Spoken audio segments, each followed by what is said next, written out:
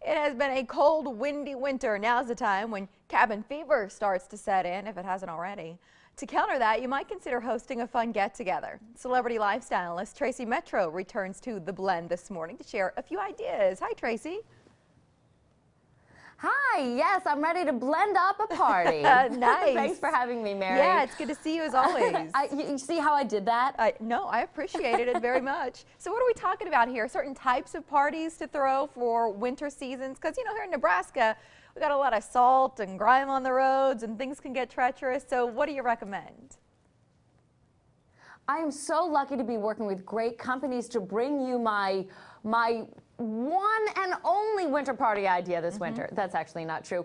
But this is a really new, fun new party that I just came up with. It's called a stand-up party. Mary, do you have any idea what a stand-up party might be? People stand around? Oh, God, I thought I was being so clever. Yeah, that's exactly right. It's a party in which you encourage people not to sit. So it's a really fast, fun party where you encourage a lot of interactivity. And how do you do that? You do that by doing things differently. So, ever heard the quote, life is short, eat dessert first? Yes, and I love it. Excellent. So that's how we're starting the party. We're starting with dessert. I'm starting it with these yummy, delicious cookies that are made with breakfast cereal. First of all, who doesn't love breakfast cereal? Made with Fruity Pebbles and Cocoa Pebbles. And the whole reason I chose these in particular is to get the conversation started. Which team are you on? Pick a side. Are you team Fruity or are you team Cocoa? I'm going to go Cocoa. And if any of your friends tweet, you can... I love that. Oh, you're a Cocoa fan? Yeah. See, there you go. Tweet it. Tweet. Hashtag Cocoa, Team Cocoa. So what else do you have there, Tracy? Pick a side. You already picked a side. Good. So the next thing, I love to do food tastings at parties because I really think that it brings out like the inner critic in all of us. And olive oil is something I've done many times, and I love this idea. So I chose to do a single brand.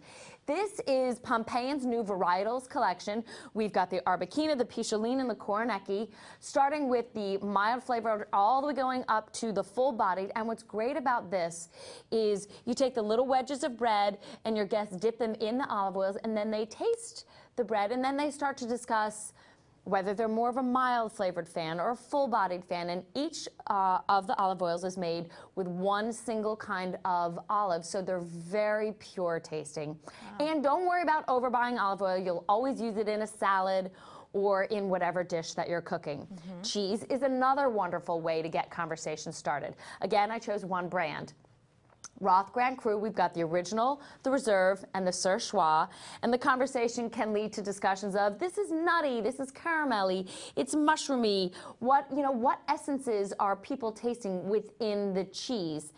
And this is actually an American cheese made right here in the U.S., but it's made in a European style. So, you know, you can bring in that kind of little information and feel kind of fancy about yourself. And don't worry about having extra cheese, because if you're making any dish that's creamy or cheesy, this cheese melts beautifully. Oh, great. And we have less than a minute, Tracy. Anything else you'd like to share?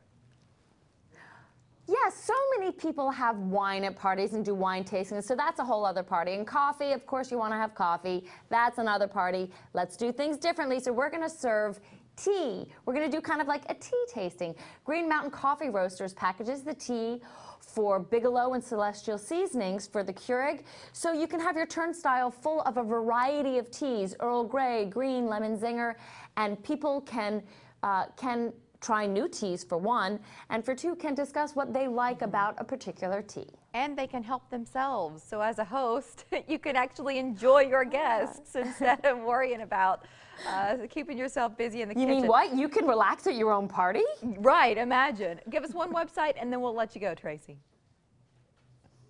Head on over to myblogdomesticcircus.com. Sounds good. Thank you. Thanks, Mary. All right, so Monday, the party planning talk continues. We'll turn our attention to the Oscars this time. Get ideas from one of the hunkiest fellas in Hollywood. We'll drop a name after the break. And our picture of the day is next.